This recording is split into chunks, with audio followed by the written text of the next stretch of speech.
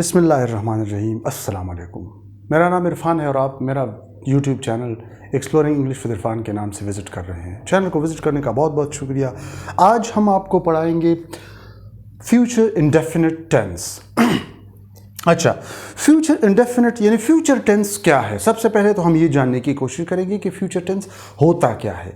Future tense उस ज़माने को कहते हैं। टेंस का मतलब जैसा कि आपको पता है कि इसका मतलब है ज़माना, दौर, वक्त। फ्यूचर का मतलब है मुस्तकबिल, यानी वो दौर जो मुस्तकबिल में आएगा, यानी जो आज के बाद आएगा, वो काम जो आज के बाद हम करेंगे, कल करेंगे, परसों करेंगे, चंद घंटे बाद करेंगे, ठीक है ना।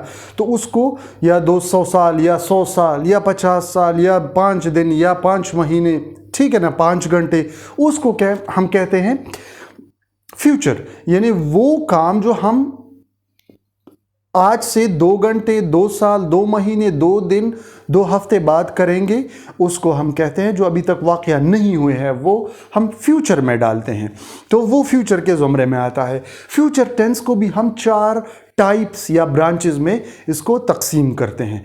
पहली जो इसकी टाइप है वो है इंडेफिनिट, जैसे कि आपको पता है। तो आज हम पढ़ेंगे फ्यूचर इंडेफिनिट टेंस। तो फ्यूचर इंडेफिनिट टेंस की उर्दू में आइडेंटिफिकेशन या आइडेंटिटी क्या है या रिकग्निशन क्या है, किस तरह हम इसको रिकग्नाइज करेंगे, हमें कैसे पता चलेगा कि ये फ्यूचर इंडेफिनिट टेंस का जुमला है। तो इसकी उर्दू में पहचान जो है गा, गी, गे वगैरह, यानी मैं गाऊंगा, वो कल आएगा, ठीक है ना, वो खाना खाएगा, वो स्कूल जाएगी, हम क्रिकेट खेलेंगे वगैरह वगैरह। तो ये तमाम फ्यूचर इंडेफिनिट टेंस के ज़ुमरे में आते हैं। अब इसको अंग्रेज़ी में किस तरह हम बनाएंगे, तो अंग्रेज़ी में बनाने का तरीक़ा चलिए सीखते हैं। लेकिन अगर आपने चैनल को सब्सक्राइब नहीं किया तो चैनल को सब्सक्राइब करें, बेल आइकन को ज़रूर प्रेस करें ताकि हर नई आने वाली वीडियो आपको बर वक्त मिलती रहे और आप हमें इनकरेज करते रहें। और अगर वीडियो पसंद आए तो लाइक और कमेंट भी ज़रूर कीजिएगा। तो चलिए शुरू करते हैं। इस किस्म के जुमलों को अंग्रेज़ी में बनाने के लिए सबसे पहले फाइल लगाएंगे। एज यूजुअल हम क्या करते हैं, फाइल लगाते हैं, सब्जेक्ट लगाते हैं। सबसे पहले हम सब्जेक्ट लगाएंगे, फिर उसके बाद हम क्या करेंगे, इमदादी फ़ेल यानी हेल्पिंग वर्ब या ऑक्सिलरी वर्ब जिसको कहते हैं, इमदादी फ़ेल, हेल्पिंग वर्ब या ऑक्सिलरी वर्ब, वो लगाएंगे। और वो कौन सा, वेल या शैल, समझ में बात आ रही है ना, वेल या शैल लगाएंगे। वेल या शैल लगाने के बाद आप वर्ब की फर्स्ट फॉर्म लगाएंगे, ठीक है ना।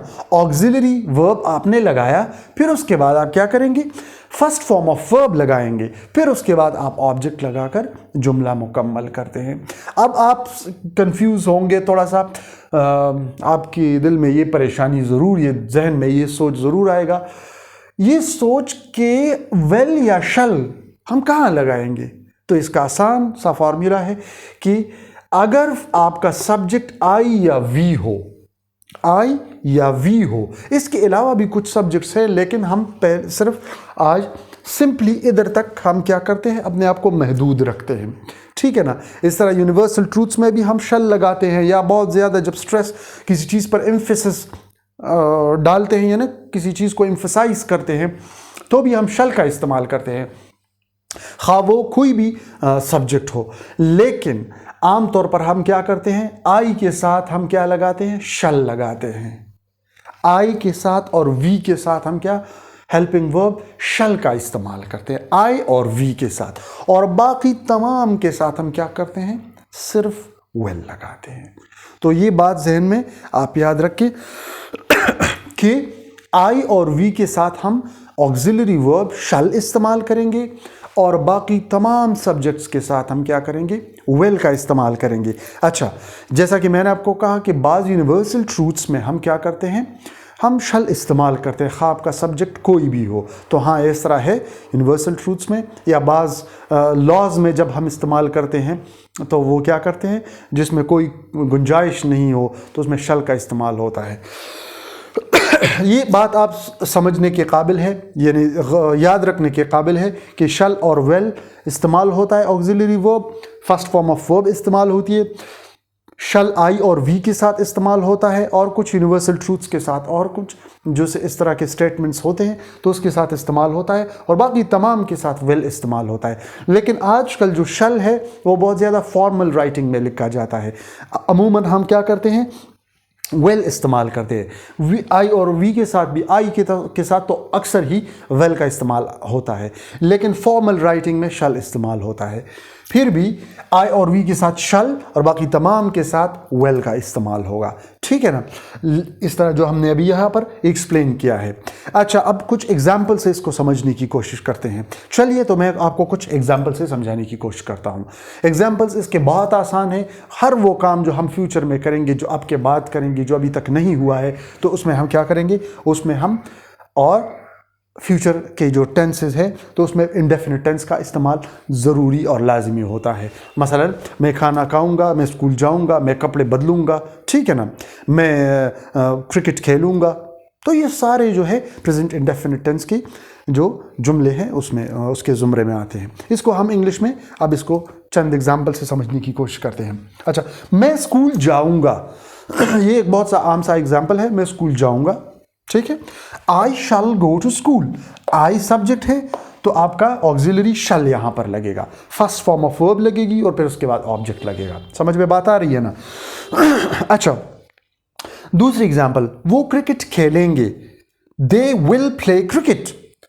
आपका सब्जेक्ट जो है वो क्या है, आई या वी नहीं है, दूसरा एक सब्जेक्ट है, दे है, तो उसके साथ आप क्या लगाएंगे, वेल लगाएंगे। आप देख सकते हैं, ठीक है ना। और फिर first form of verb play लगा, फिर उसके बाद आपका ऑब्जेक्ट लगा। अच्छा, थर्ड एग्जांपल है, मैं खत लिखूंगा, I shall write a letter, I shall write a letter, I है, फिर उसके बाद शल लगेगा, फिर उसके बाद राइट, और फिर उसके बाद क्या लगेगा, ऑब्जेक्ट। इसी तरह हम खाना खाएंगे, We shall eat the meal, we shall eat the meal, ठीक है ना। तो ये बहुत फॉर्मल राइटिंग, मैंने आपको कहा ये फॉर्मल राइटिंग में हम शल का इस्तेमाल करते हैं, ठीक है ना। सो we shall eat the meal, we के साथ शल लगा। तुम घर जाओगी, you will go home, तो you के साथ will लगा। तो ये था फ्यूचर इंडेफिनिट टेंस, ठीक है ना। उसमें ऑक्सिलरीज जो है क्या इस्तेमाल होते हैं, वेल और शल इस्तेमाल होते हैं। शल जो है आई और वी के साथ, कुछ यूनिवर्सल ट्रूथ्स के साथ, और बहुत फॉर्मल राइटिंग में यानी इस्तेमाल होता है। और यूनिवर्सल ट्रूथ्स में बगैर अगर आपका सब्जेक्ट कोई भी हो उसके साथ इस्तेमाल होता है, ठीक है ना। सो बाकी इसके साथ बाकी इसके साथ वेल इस्तेमाल होता है, ऑक्सिलरी वर्ब जो वेल है वो इस्तेमाल होता है, ठीक है ना।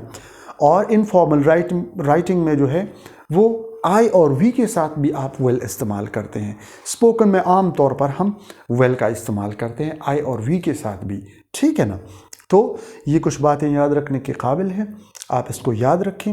उम्मीद है आपको ये वीडियो पसंद आई होगी। अगर पसंद आई है तो लाइक और कमेंट ज़रूर कीजिएगा, चैनल को सब्सक्राइब कीजिएगा और हमें अपने दुआ में याद रखिएगा। अपना बहुत ज़्यादा ख्याल रखिएगा। अल्लाह हाफिज़।